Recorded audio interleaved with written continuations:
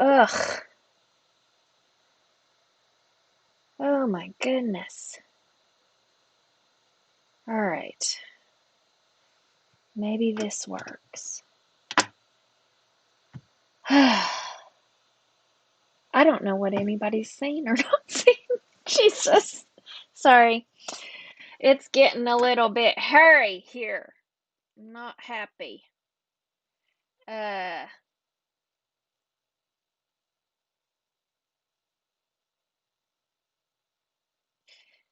anyway, thanks for coming back if you're back again. I'm still trying this damn, oh, sorry. Uh, this gosh darn it, bleh, new software to help me show you a couple of things too. Anyway, so Patrick and I became good friends. We were going to go move in together in Knoxville when I went off to grad school. We were going to transfer um, with our uh, with our restaurant because we worked for a chain at the time. Um, oh, sorry, everybody's like texting me, and I'm like, yeah, I am now. Okay, hopefully things won't get cut off again.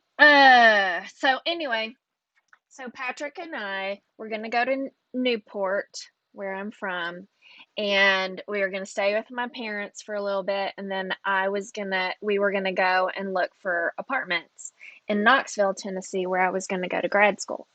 So we went to, we were getting ready to go, and the night before we were supposed to leave, my mom calls me and she says, your dad and I have been talking about it, and we don't think it's a good idea. And I was like, what do you mean you don't think it's a good idea? Well, he's gay. And I'm like, okay, well, I don't understand what that has to do with anything. And she says, well, you know, um, we just don't think it's a good idea. It doesn't look right for you to be living with a man. I said, well, I'm currently living with a man. I was living with my friend Alberto, and he was heterosexual. You would think that if we were trying to make optics look good, that we would have, you know, uh, been upset about me living with a heterosexual guy, but whatever. So I told my mom, I was like, you know what? I need you to meet Patrick. So what I'm going to do is I'm not going to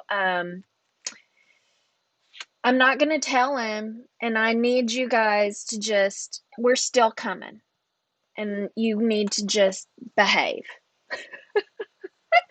So I was really upset that night, and I didn't really sleep very well. And so the next day we were driving. I didn't tell Patrick what was going on. We were driving to my hometown, and just before we got to my hometown exit, I had a car accident. And we ran off the road, and I hit an embankment. Patrick was already asleep. And again, this is because like I had so little sleep the night before because my parents had basically written me to say, "Oh my God, you're going to be living with a gay man."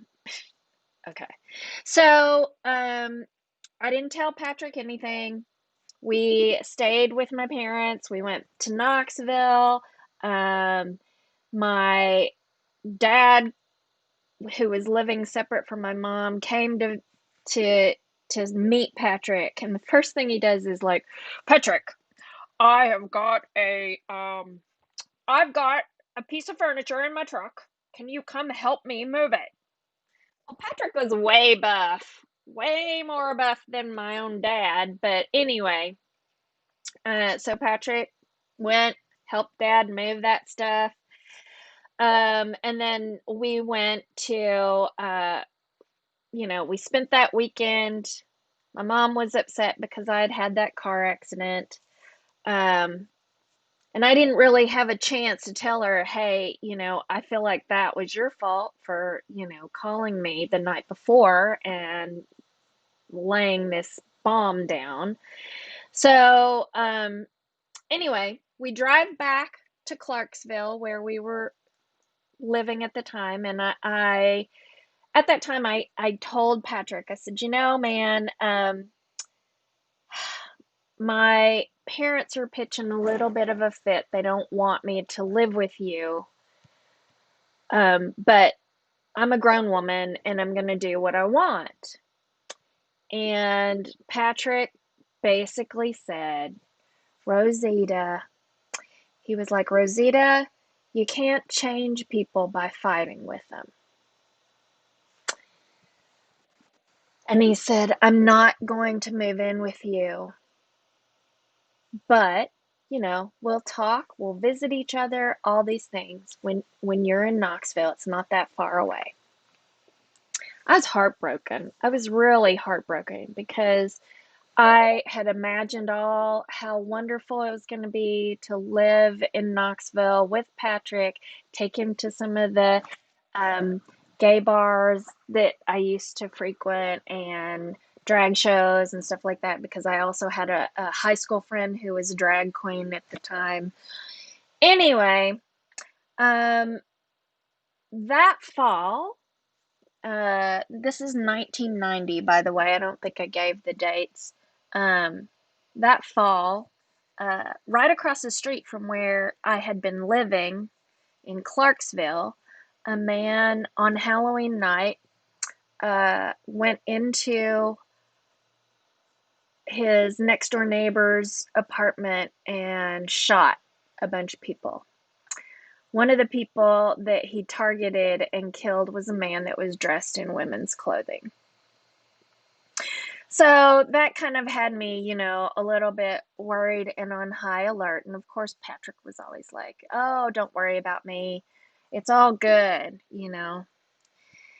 And so I would get a phone call from my friend Alberto, and he would tell me that Patrick had disappeared. And I was like, what do you mean disappeared? And he said, well, he worked and then he didn't come to work the next day. And so when someone went over to his apartment, the door was open and his tips and his wallet and all that stuff was in there in his apartment with the door open. But Patrick wasn't in there. And so they called the police. The police, gave the line of, well, maybe he stayed at somebody's house, or maybe he went out, maybe he's gone to do something, and they made a lot of excuses, and nothing became of it.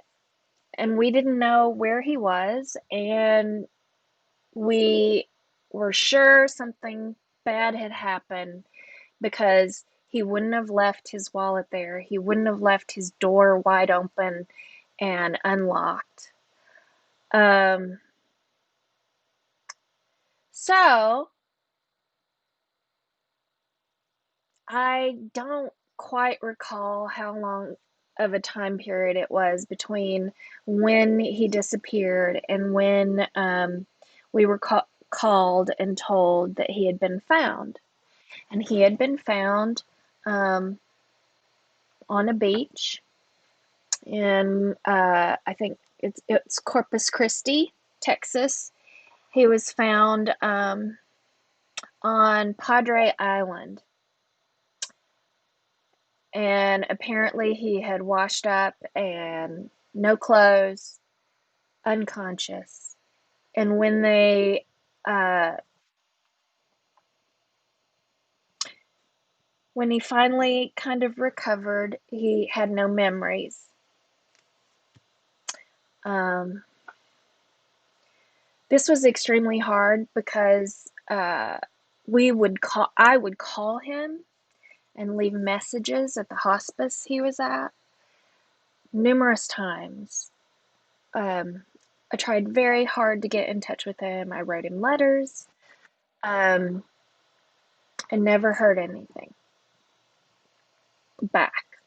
And, I can understand. I mean, he knew I probably said, and in my letters, I would have shown that I was from Tennessee.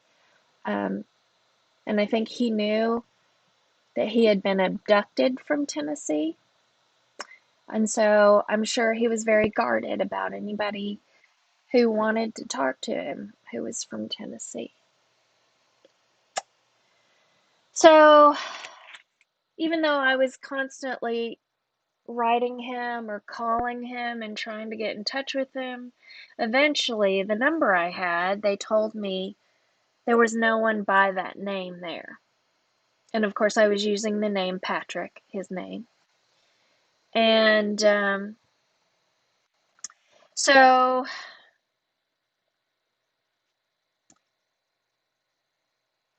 he he basically disappeared from me. I ended up getting married. My husband and I moved to Rwanda, which obviously didn't allow me to do a whole lot of calling because it was very expensive back then. And obviously, I didn't have an email address because email wasn't a thing when Patrick disappeared. Hi, hi, Alan. Um, and so time would go by, and I would look for him. I would search for him. So when the internet became big, I started searching for him all the time, searching for him, searching for him. Nothing, nothing would come up. And then, gosh, I guess it was about, it's been a while, but it was in the early, like 2012 or 2013, maybe. I decided to write a story about him in hopes of trying to find him online. And so I did a little search, Google search, you put in somebody's name, and then his obituary came up. So not only had I lost Patrick once, but I was losing him a second time. And I guess one of the things I haven't mentioned is he was an adoptee as well. He was an adoptee who, whose parents uh, disowned him when he came out. So he joined the military and he served in the army. And when he was finished with the army, he he and a woman from Tennessee got married. The way he explained it to me was it was a marriage, so that he wouldn't necessarily be outed in the military. So, yeah, so I found out that he had died on March 16th of 2000, and the reason why I couldn't find him for so long was he had changed his name.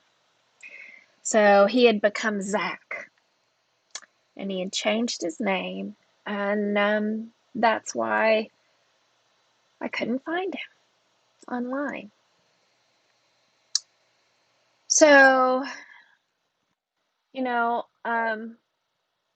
actually, we were living in Fort Collins at the time that Matthew Shepard was killed, tortured, and killed. And that, of course, brought up a lot of emotions in me because at the time I didn't know where Patrick was, but it reminded me of that time of losing him. And plus, we were living in Fort Collins where Matthew Shepard was brought to the hospital. So it was a very local um, story. And I then started going to PFLAG meetings. and I became their newsletter designer because I wanted to do something. And I also had hoped that I might find Patrick in some way using that kind of network. So that's why pride is so important to me.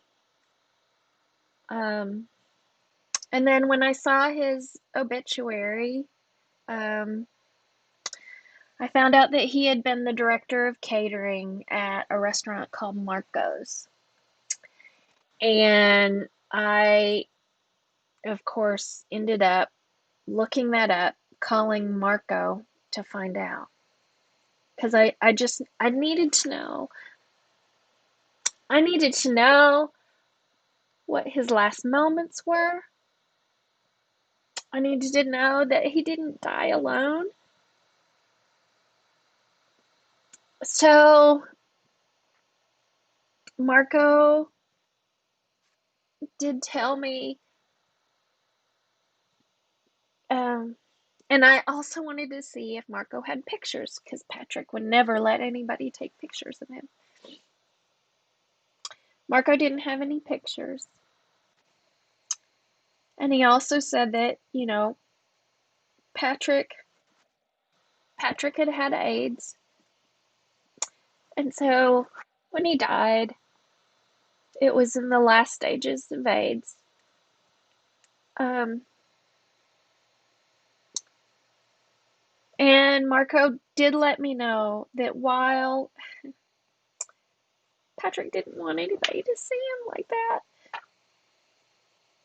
and so he asked Marco not to bring anybody there. And so, yeah, Patrick died alone. Uh, his coworkers and Marco buried him at Seaside Memorial Park in Corpus Christi. And I do hope to someday get there, at least go there, and possibly have our souls at least be close, right? Now, recently I wanted to tell this story here, this pride story, because it was very important to me. Because I don't want Patrick to be forgotten, you know? Um, and it was an injustice that, the police didn't do anything about his disappearance. Um, he wasn't allowed to live his life the way without fear. I wish he could be here today to kind of see some of the things that I've seen in the last 5 years. Um, so one of the things I do want to share with you, and I'm going to try and do that right now. Let's hope this doesn't uh, screw up things. But so obviously, I've been trying to do some research. So Patrick was adopted. I already said that. And I was able to find a picture of his birth mom. Um, Her name was Vanetta, and Patrick was born in St. Paul, Minnesota. Um,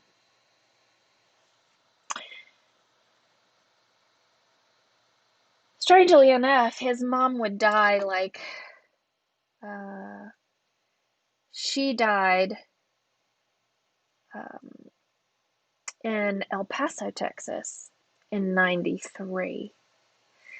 So I wonder whether or not they ever were able to see one another, because, uh, that would have been nice for him, I think.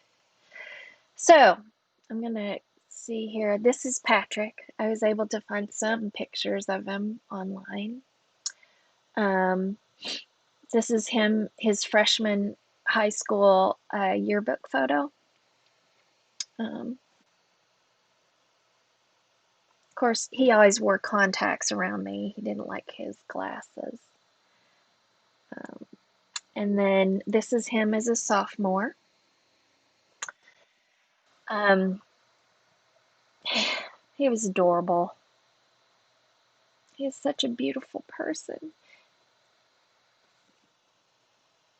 Um, this is him. He was one of the class officers his sophomore year, which I'm not surprised by because he was such a fun person to be around. He was people loved him, and it's no wonder. And then here he is. He was in the Beta Club his sophomore year. I was in the Beta Club too, so you know, we certainly would have been besties had we gone to high school together. Of course, he didn't want to go to my high school. Well, maybe he did. My high school, our mascot was the Fighting Cock because I come from a county called Cock County, Tennessee. All right, so this is Patrick, his junior year,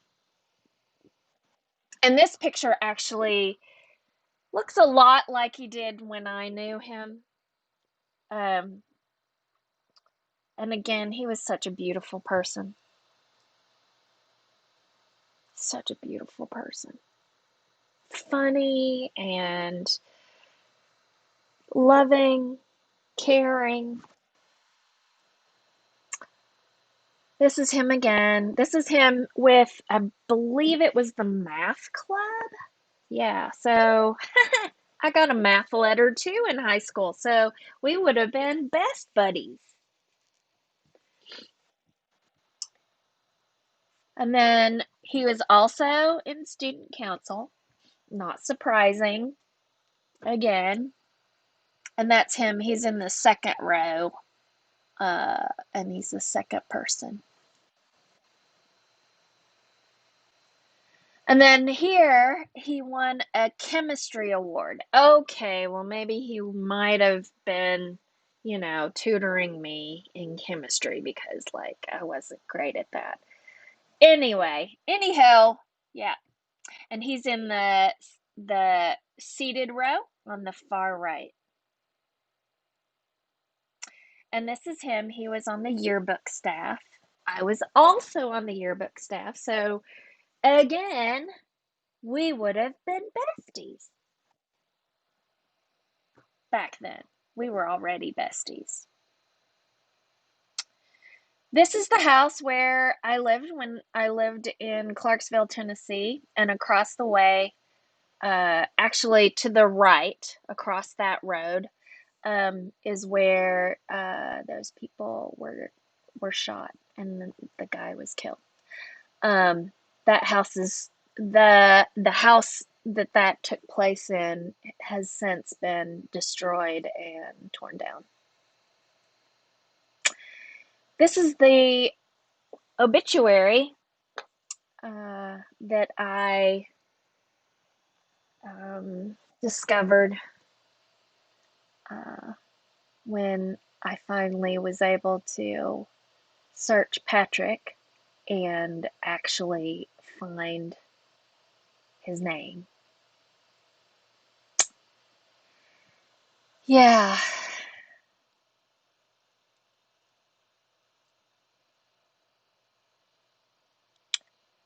It's interesting that how he would say how he got to Corpus Christi was I washed up on the beach. And I'm sure he would say it with a smile and a laugh because that's the way he was. Um, uh-oh, that's sideways. Crap. Oh well. Anyway, one of the things I was going to say is um, since losing Patrick, like I said, I've I've tried to do a lot of work with LGBTQ um, organizations, and this sideways picture, unfortunately, is a picture of Pride last year, 2019, in Seoul, South Korea. I happened to be there. I was so excited. I even had the outfit I'm wearing right now. Um, and I got, rainbow socks and all of these things. Um, this is us marching outside of the U.S. Embassy. And as you can see, the U.S. Embassy also had the pride flag up. If you saw this year, the pride flag was up with Black Lives Matter, and apparently, someone in the United States in Washington, D.C., decided it needed to come down. Whatever. Oh, I don't want to get there because my blood pressure is going to go up.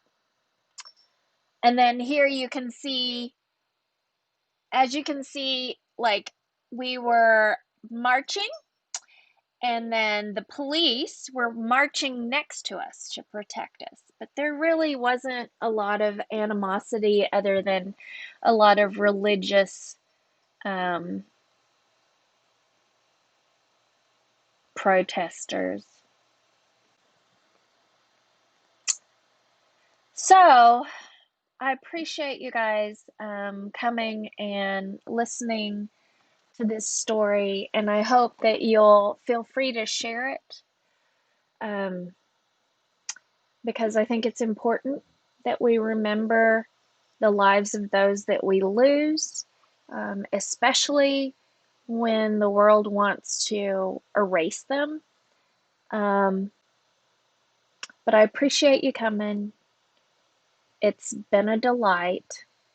Thank you for sticking with me, and hopefully, we'll see you again soon. Bye.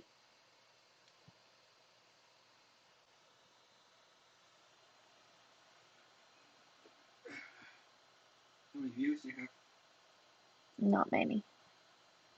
2? Not many. Less than 2?